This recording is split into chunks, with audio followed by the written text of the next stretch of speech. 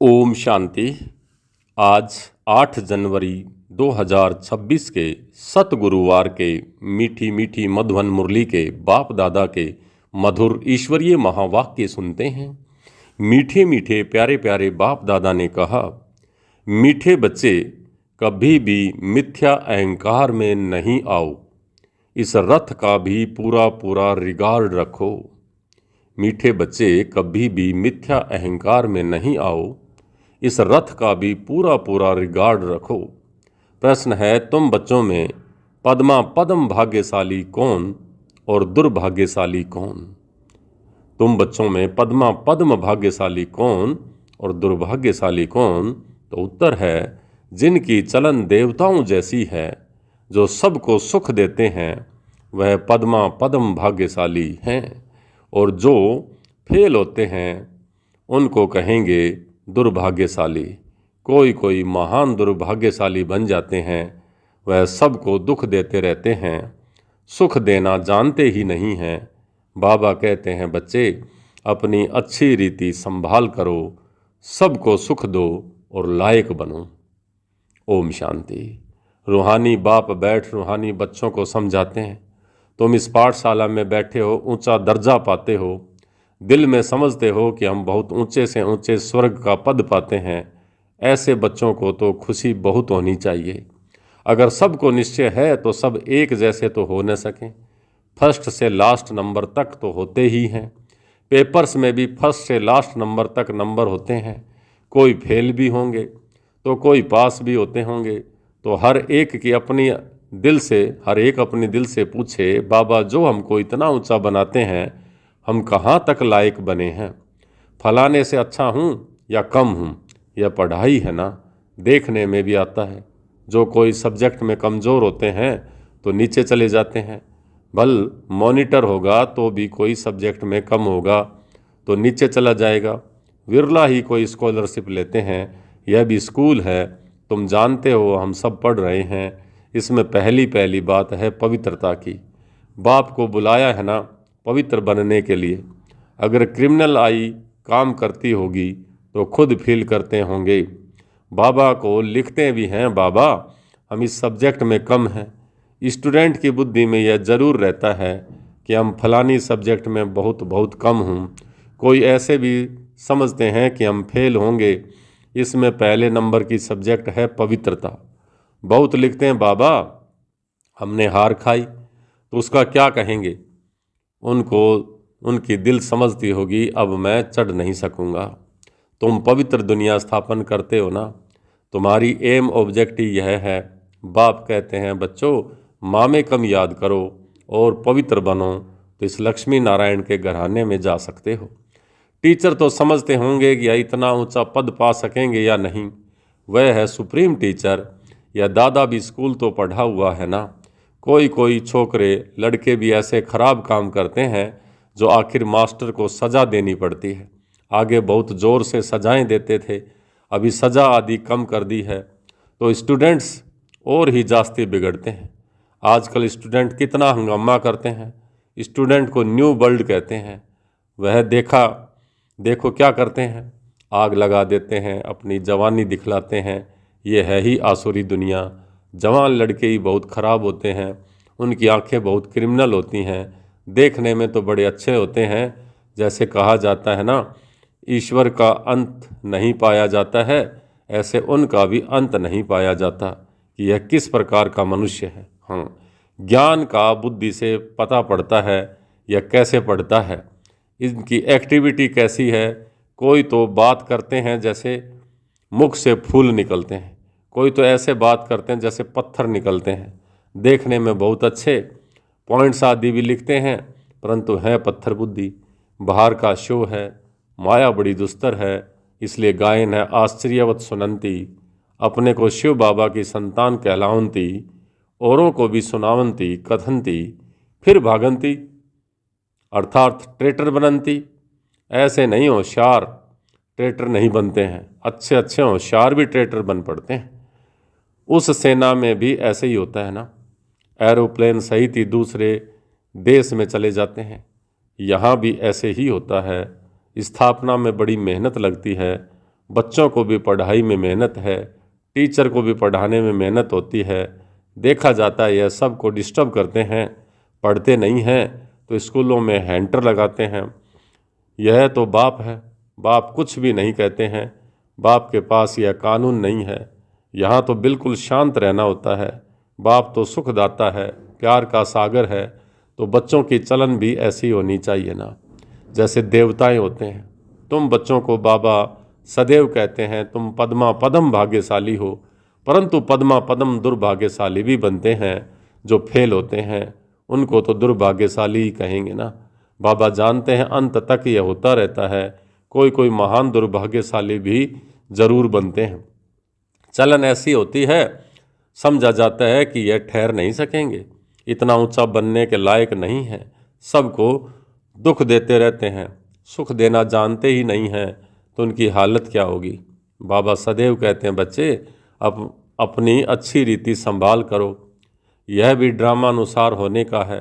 और ही लोहे से भी बदतर बन जाते हैं, सो भी अच्छे अच्छे कभी चिट्ठी भी नहीं लिखते हैं, बेचारों का क्या हाल होगा। बाप कहते हैं मैं आया हूँ सबका कल्याण करने, आज सबकी सद्गति करता हूँ, कल फिर दुर्गति हो जाती है। तुम कहेंगे हम कल विश्व के मालिक थे, आज गुलाम बन गए हैं। अभी सारा झाड़ तुम बच्चों की बुद्धि में है। यह वंडरफुल झाड़ है, मनुष्यों को यह भी पता नहीं है। अभी तुम जानते हो कल्प माना पूरे 5000 वर्ष का एक्यूरेट झाड़ है, 1 सेकंड का भी फर्क नहीं पड़ सकता। इस बेहद के झाड़ की तुम बच्चों को अभी नॉलेज मिल रही है। नॉलेज देने वाला है वृक्षपति। बीज कितना छोटा होता है, उससे फल देखो कितना बड़ा निकलता है। ये फिर है वंडरफुल झाड़, इसका बीज बहुत छोटा है। आत्मा कितनी छोटी है और बाप भी बहुत छोटा है, इन आँखों से देख नहीं सकते हो। भल विवेकानंद को बतलाते हैं, उसने कहा ज्योति उससे निकलकर मेरे में समा गई। ऐसे कोई ज्योति निकलकर फिर समा थोड़ी सकती है। क्या निकला यह समझते नहीं हैं। ऐसे ऐसे साक्षात्कार तो बहुत होते हैं, परंतु वो लोग मान लेते हैं, फिर महिमा भी लिखते हैं। भगवानोवाच कोई भी मनुष्य की महिमा है नहीं, महिमा है ही सिर्फ देवताओं की, और जो ऐसा देवता बनाने वाले की, उसकी महिमा है। बाबा ने कार्ड बहुत अच्छा बनाया था, जयंती मनाना हो तो एक शिव बाबा की। इन लक्ष्मी नारायण को भी ऐसा बनाने वाला तो शिव बाबा है ना। बस एक की ही महिमा है, उस एक को ही याद करो। यह खुद कहते हैं ऊंचे से ऊंचा बनता हूँ फिर नीचे भी उतरता हूँ। यह किसी को भी पता नहीं है कि ऊंचे से ऊंचे लक्ष्मी नारायण ही फिर 84 जन्मों के बाद नीचे उतरते हैं। तत्तवम, तुम ही विश्व के मालिक थे, फिर क्या बन गए हो। सतयुग में कौन थे, तुम ही सब थे ना। नंबरवार पुरुषार्थ अनुसार राजा रानी भी थे, सूर्यवंशी चंद्रवंशी डिनाइस्टी के भी थे। बाबा कितना अच्छी रीति समझाते हैं। इस सृष्टि चक्र का ज्ञान तुम बच्चों की बुद्धि में चलते फिरते रहना चाहिए। तुम चैतन्य लाइट हाउस हो, सारी पढ़ाई बुद्धि में रहनी चाहिए, परंतु यह अवस्था हुई नहीं है, होने की है। जो पास विद ऑनर होंगे उनकी यह अवस्था होगी, सारा ज्ञान बुद्धि में होगा। बाप के लाडले लवली बच्चे भी तब कहलाएंगे। ऐसे बच्चों पर बाप स्वर्ग की राजाई कुर्बान करते हैं। कहते हैं मैं राजाई नहीं करता हूँ, तुमको देता हूँ। इसको निष्काम सेवा कहा जाता है। बच्चे जानते हैं बाबा हमको फिर से ऊपर चढ़ाते हैं, तो ऐसे बाप को कितना याद करना चाहिए। यह भी ड्रामा बना हुआ है। बाप संगम पर आकर सबको सद्गति देते हैं, नंबरवार पुरुषार्थ अनुसार। अब नंबर 1 हाईएस्ट बिल्कुल पवित्र, नंबर 1 लास्ट बिल्कुल अपवित्र। याद प्यार तो बाबा सबको ही देते हैं। बाबा कितना अच्छी रीति समझाते हैं, कभी भी मिथ्या अहंकार में नहीं आना चाहिए। बाप कहते हैं खबरदार रहना है, रथ का भी रिगार्ड रखना है। इस द्वारा ही तो बाप सुनाते हैं ना। इसने तो कभी गाली नहीं खाई थी, सब प्यार करते थे। अभी तो देखो कितनी गाली खाते हैं। कोई ट्रेटर बन भागंती हो गए तो फिर उनकी गति क्या होगी, फेल होंगे ना। बाप समझाते हैं माया ऐसी है, इसलिए बहुत खबरदारी रखते रहो। माया किसी को भी छोड़ती नहीं है। सब प्रकार की आग लगा देती है। बाप कहते हैं, मेरे सब बच्चे काम चिता पर चढ़ काले कोयले बन गए हैं। सब तो एक जैसे नहीं होते हैं ना, न सबका एक जैसा पार्ट है। इनका नाम ही है वैशाल्य। कितना बार बार काम चिता पर चढ़े होंगे। रावण कितना ज़बरदस्त है, बुद्धि को ही पतित बना देता है। यहाँ आकर बाप से शिक्षा लेने वाले भी ऐसे बन जाते हैं। बाप की याद बगैर क्रिमिनल आंखें कभी बदल नहीं सकती। इसलिए सूरदास की कहानी है तो बनाई हुई बात, लेकिन उदाहरण देते हैं, दृष्टांत भी देते हैं। अभी तुम बच्चों को ज्ञान का तीसरा नेत्र मिलता है। अज्ञान माना अंधियारा, कहते हैं ना, तुम तो अंधे अज्ञानी हो। अब ज्ञान है गुप्त, इसमें कुछ बोलने की भी बात नहीं है। 1 सेकंड में सारा ज्ञान आ जाता है। सबसे इजी ज्ञान है। फिर भी अंत तक माया की परीक्षा चलती रहेगी। इस समय तो तूफान के बीच में हैं, पक्के हो जाएंगे, फिर इतना तूफान नहीं आएंगे, गिरेंगे नहीं। फिर देखना तुम्हारा झाड़ कितना बढ़ता है। नामाचार तो होना ही है, झाड़ तो बढ़ता ही है। थोड़ा विनाश होगा तब फिर बहुत खबरदार रहेंगे। फिर बाप की याद में एकदम चटक जाएंगे, समझेंगे टाइम बहुत थोड़ा है। बाप तो बहुत अच्छा समझाते हैं। आपस में बहुत प्यार से चलो, आंखें नहीं दिखाओ। क्रोध का भूत आने से शकल ही एकदम बदल जाती है। तुमको तो लक्ष्मी नारायण जैसी शकल वाला बनना है। एम ऑब्जेक्ट सामने है। साक्षात्कार पिछाड़ी को होता है जब ट्रांसफ़र होते हैं। जैसे शुरू में साक्षात्कार हुए ना, ऐसे अंत समय में भी बहुत पार्ट देखेंगे। तुम बहुत खुश रहेंगे। मिरुआ मौत मलू का शिकार, हिरण की मौत और शिकारी का शिकार। पिछाड़ी में बहुत सीनरी देखनी है, तब तो फिर पछताएंगे भी ना, हमने यह किया।